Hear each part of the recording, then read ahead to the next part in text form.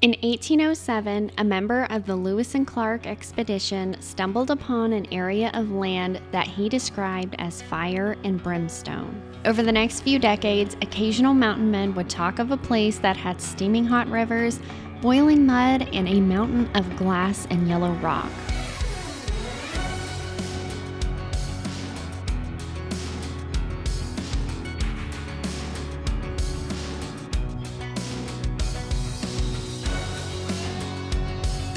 We flew from Dallas to Bozeman, Montana, picked up our rental car, then made the 2-hour drive down south to West Yellowstone. West Yellowstone is about 15 minutes from the west entrance, so it's the perfect place to stay when you don't want to drive too far to get into the park. Our first day, we hit up the lower Geyser Basin, which is just off the west entrance and going south past Madison. This was such a cool area to check out, and I'm super glad it was our first foray into the hot springs. There's a lot of cool features like the fountain Paintpots, which is just essentially boiling mud, and there's several hot springs and geysers to check out in this area as well.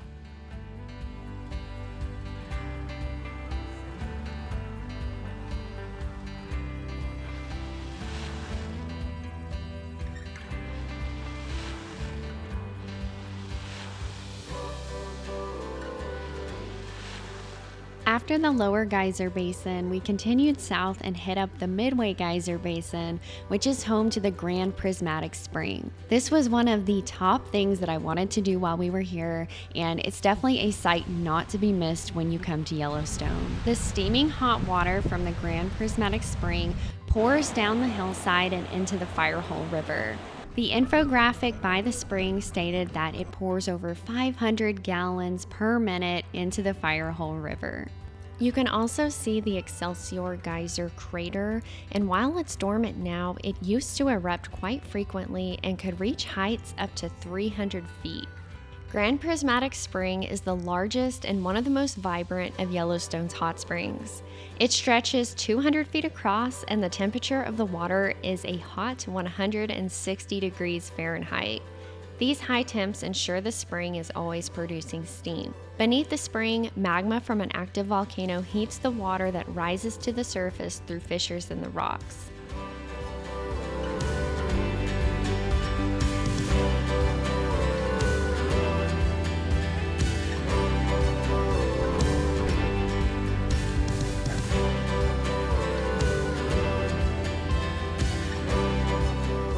Now we are on our way to Old Faithful. Be aware it's like 11 a.m. and we are just sitting completely still in traffic. Old Faithful is right here. This could be the line for Old Faithful. Old Faithful is right up the road. We could totally just be waiting in line for parking. I don't think this is what this is about, or we'd be moving a little bit. Just a tip, if you're taking multiple cars, definitely bring walkie-talkies because you are not going to have much cell service. We're at Old Faithful right now. We're just waiting for it to go off. Old Faithful is an incredibly predictable geyser located in the upper Geyser Basin. You can check the NPS website for times of the day that Old Faithful is predicted to erupt. I did have to cut the audio on this one because there were so many people in the crowd, so just remember that when you're going to visit Old Faithful. It's one of the most popular attractions in the park.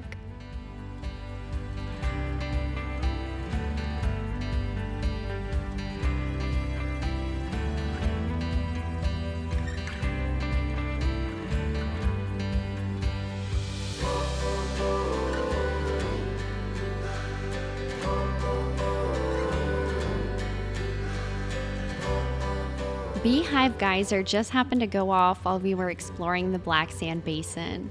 Afterwards, I read that this geyser can reach heights up to 200 feet.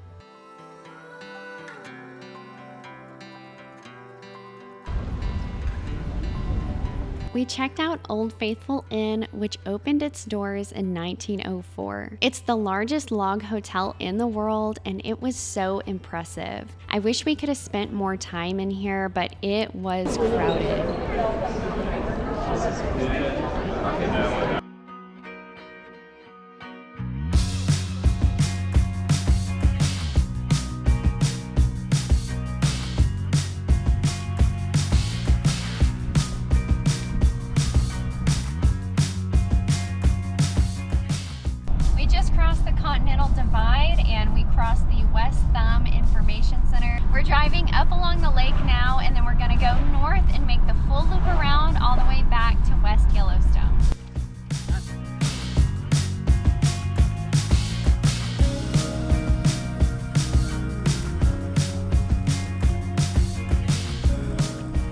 absolutely gorgeous out here. The elevation is well over 7,000 feet, so you know the water is cold. This lake is massive, it's beautiful, and it is well worth the extra trip in the car to make it out here.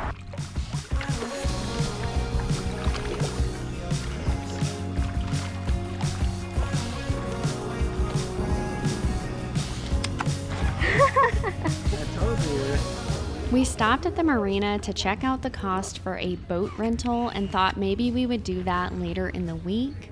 Ultimately, that didn't end up happening, but it was such a beautiful stop. This was still day one for us, and we were so worn out, sunburnt, and ready to go home, but we saw a sign for the mud volcano, and there was no way we were going to keep going without stopping to see what that was about.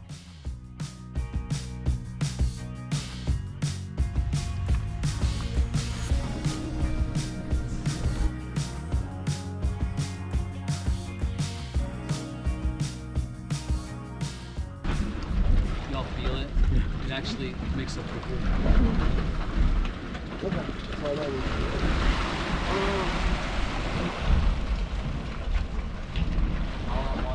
Yeah, that is easy. We are officially at the mud volcano.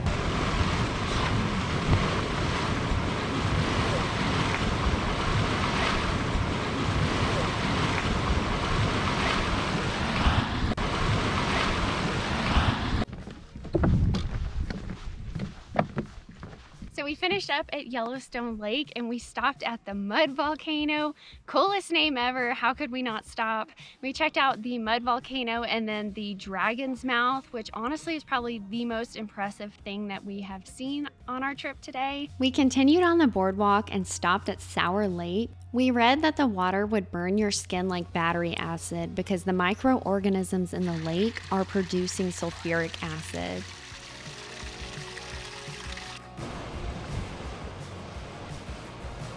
At this point of the day, we were all pretty sunburnt, worn out, and so hot.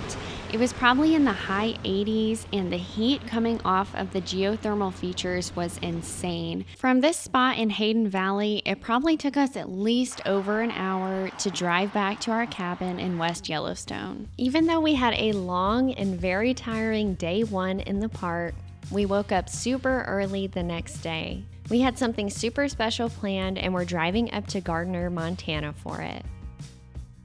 We're back in Yellowstone today and we're doing a rafting adventure with Flying Pig Adventures. We'll be on the Yellowstone River for the full day and we're so excited to get out on the water and see some new stuff. I decided to not film any of our rafting adventure just because I wanted to be in the moment and enjoy it.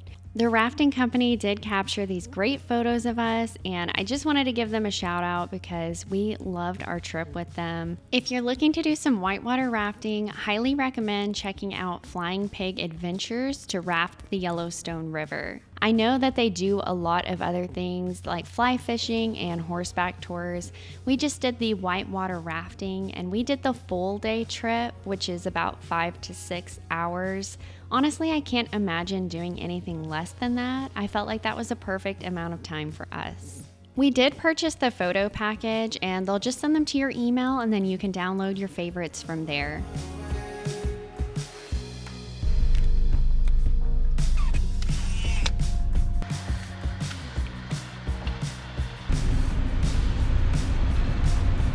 We're back in the park today and we're gonna go check out the Grand Prismatic Overlook. This is a fairly short trail, about 0.8 miles, but it actually gains you a nice vantage point to view the Grand Prismatic Spring from above.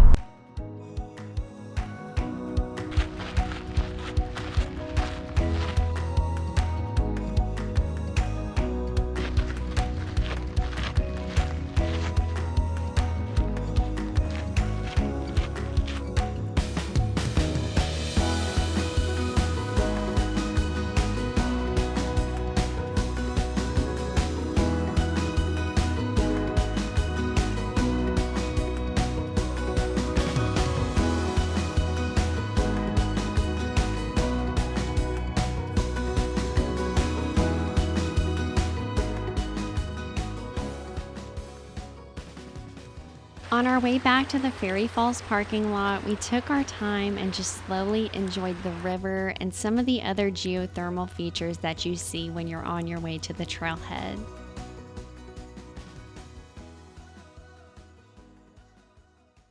It's day 4 by now, and Skylar and I decided to take a day and just explore the park a little bit more. We did take a road trip down to the Tetons the day prior to this and spent the full day at Jenny Lake. If you want to check that out, I have that video up on my channel as well. Here we stopped at the Artist Paintpots, which are just between the Madison and Norris junctions.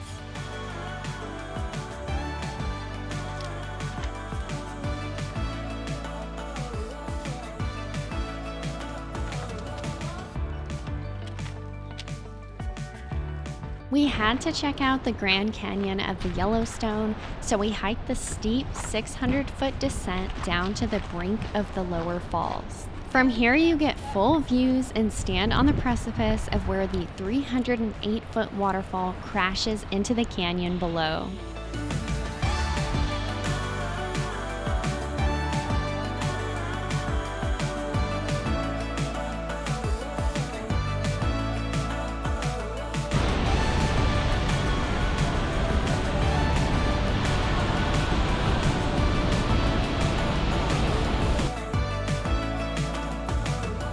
From here we went and checked out the brink of the upper falls, which is significantly easier if you're looking for a less strenuous hike.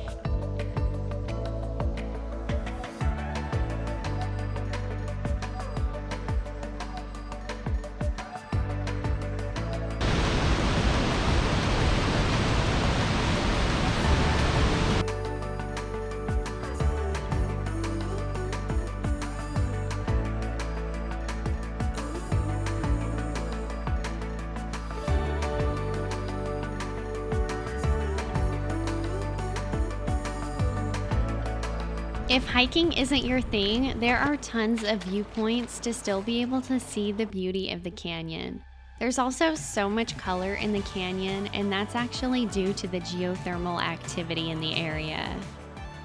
It's our last day in Yellowstone. We're in the Norris Geyser Basin this evening. We just saw Steamboat Springs, which is the world's tallest geyser, and we saw Cistern Pool as well. We're here at Veteran Geyser. You might be able to see it just behind me. It is so cool to see these things going off, just all the steam coming out and the sulfuric smell that is just all in the air. We're here at about 5:30 p.m. and this is a great time. There's hardly anybody else out here, so it's super nice to get to enjoy the geysers and not have to deal with all of the crowds that are usually going to be here.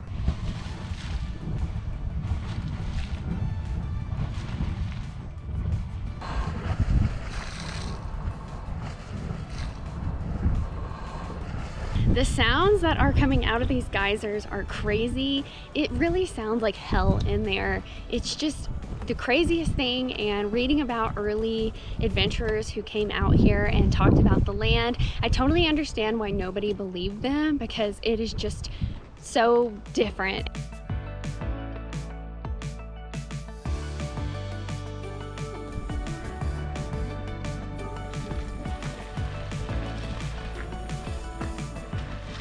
Our time in Yellowstone was incredible. If you have the chance to make the trip to America's first national park, all I can say is go for it. The wildlife and the land will not disappoint you. As always, thank y'all so much for watching, and I will catch you in the next one.